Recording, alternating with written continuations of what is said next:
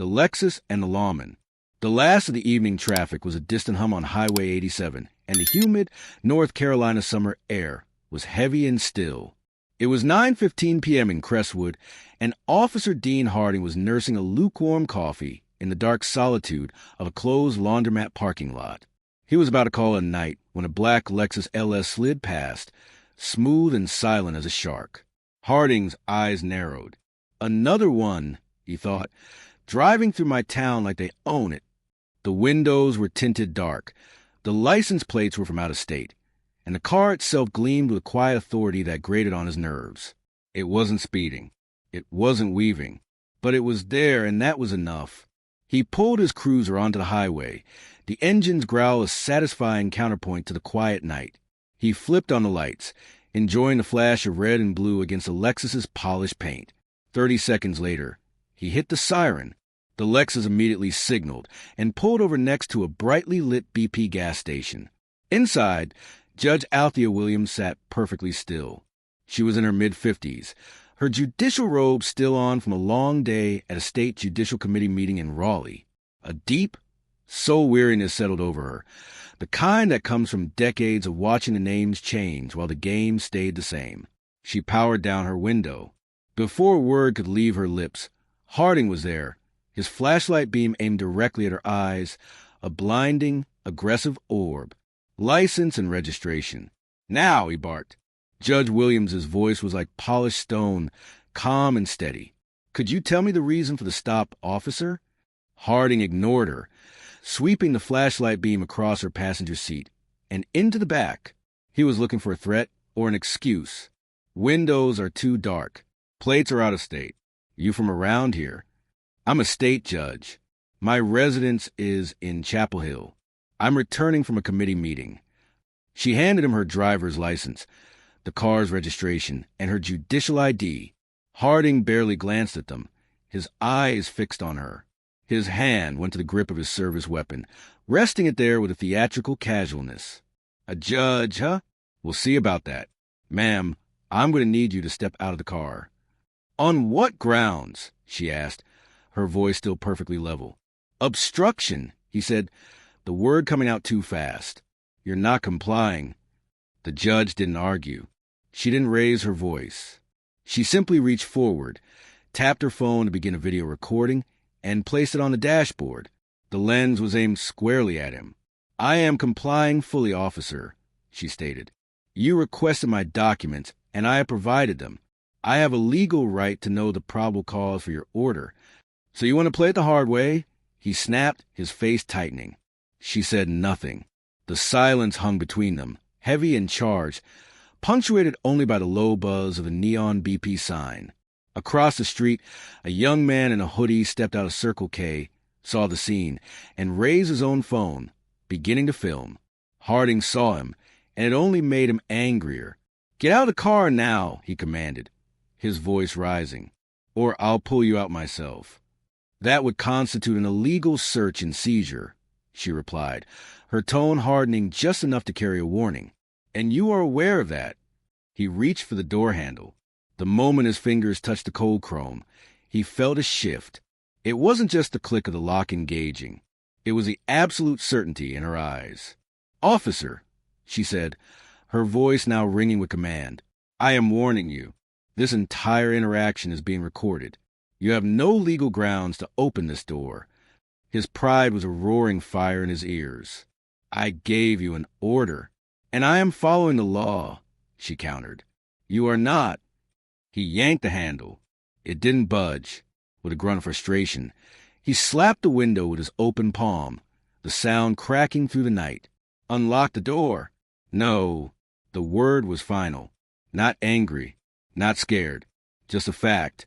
From across the street, the young man filming, Jordan Riley, took a step closer. Hey, he shouted. Leave her alone. Harding ignored him, grabbing the radio from his shoulder. Dispatch. I need backup on Highway 87. Possible 1056. Driver is uncooperative. The judge's eyes narrowed. You just filed a false report, officer. That is a gross abuse of your authority. He leaned in close to the glass, his face contorted. You think you're above the law? No, she said, her voice dropping, carrying the weight of the entire justice system. I am the law. For a second, something flickered in his eyes. Doubt, maybe, or just annoyance. He leaned in closer, his voice a low sneer. You people always think you can talk your way out of anything. Her hands tightened on the steering wheel, but her gaze never wavered. You people, she repeated softly, letting the words hang in the air between them. He took a step back, rattled by her composure. This wasn't how it was supposed to go. They were supposed to yell, to cry, to give him a reason. Her quiet dignity was an accusation, and it infuriated him more than any resistance could have.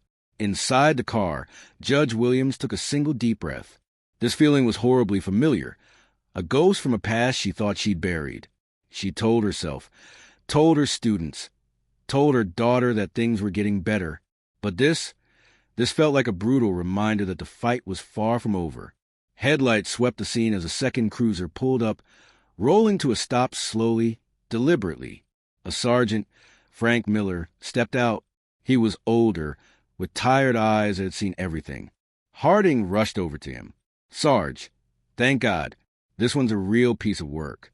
Refusing all my commands, non-compliant, handed me what's probably a fake ID. Sergeant Miller wasn't looking at Harding. His eyes were fixed on the woman in the Lexus. He saw her face, framed by the driver's side window. He saw the phone on the dashboard, its small light blinking. His face went pale. Oh, hell, he muttered under his breath. He knew exactly who she was. Harding blinked. Sarge, what is it? Sergeant Miller shot him a silencing glare and stepped to the driver's window, his posture instantly respectful. Judge Williams, he asked, his voice low. Althea Williams finally allowed herself to relax her death grip on the steering wheel. Yes, Sergeant. I'm Sergeant Frank Miller.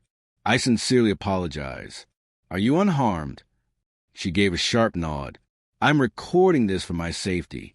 I was given no reason for stop, and your officer ignored my credentials and tried to illegally open my car.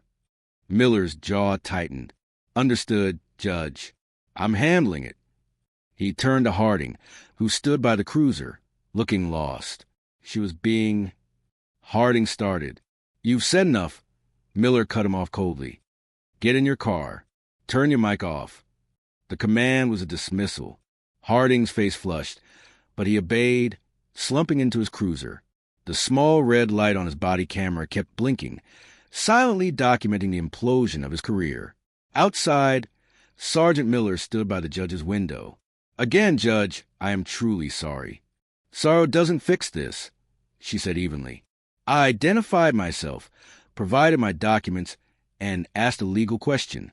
In response, your officer threatened me. That was a choice. You're right, Miller said, his voice heavy. It will be in my report. She reached down and stopped the recording. Her face was a mask, but Miller noticed her hands were trembling slightly. Will you be filing a complaint tonight, Judge? I'll handle this my way, she interrupted. My office will be in touch. She paused. Sergeant, was Officer Harding wearing a functioning body camera? Yes, ma'am. Good, she said, shifting the car into park. Then there could be no debate. To Miller's surprise, she opened her door and stepped out. Standing tall in her judicial robes, she had an undeniable aura of authority. She ignored Harding completely and looked Miller in the eye. I expect to speak with your internal affairs supervisor tomorrow morning. Yes, Judge. And that body cam footage had better not disappear. It won't, Miller promised. Nearby, the young man from Circle K, Jordan Riley, was still filming. Judge Williams walked over to him. You got all of that? She asked. He nodded. Yes, ma'am. The whole thing. Good. Hold on to it, she said, just in case. She returned to her Lexus and drove off, leaving Miller in stunned silence. He walked to Harding's cruiser and yanked the passenger door open. Out now. Harding got out, his face a mask of bruised pride. She was lawful. Miller snapped. Careful, Dean. That mic is still hot. By morning, Jordan Riley's video had exploded online. Starting on a local forum, It spread to X and TikTok, racking up over 90,000 views in a matter of hours. It was everywhere. When Judge Williams arrived at the courthouse in Raleigh, her phone was overwhelmed with messages from colleagues, law clerks, and the governor's office. Her bailiff, Samuel, met her at security. "Judge, it's everywhere." "I've seen," she said, not breaking her stride. "Are you all right?" "I've been better." Outside, the story was taking on a life of its own. At the BP gas station, a screenshot of Harding's snarling face was taped to a pump with the words, "This is why we record the police." Reporters were interviewing Jordan Riley, who told them, "He was aggressive from the jump. I knew I had to film it." In her chambers, Judge Williams sat with the blinds drawn, unable to focus. Her mind kept replaying the video. The image of her face in the flashlight's glare, Harding's unrestrained arrogance. It looked even worse than it had felt. A knock came. It was Samuel. "Judge, there are people gathering across the street with signs." She pulled the blind back an inch. A crowd was forming. One sign read, "A robe shouldn't be a shield. If a judge isn't safe, who is?" She let the blind fall. This was never just about her. At the Crestwood Police Department, Chief Miles Peterson was in full damage control mode, but it was too late. In his office, Sergeant Miller watched Harding's body cam footage without the sound. He saw Harding ignore the ID, touch his weapon, and slap the window. This wasn't a good cop on a bad day. This was an officer who believed he was the law, and he had just picked a fight with the law itself. Captain Eva Rotova found Sergeant Miller in his office, staring at the screen.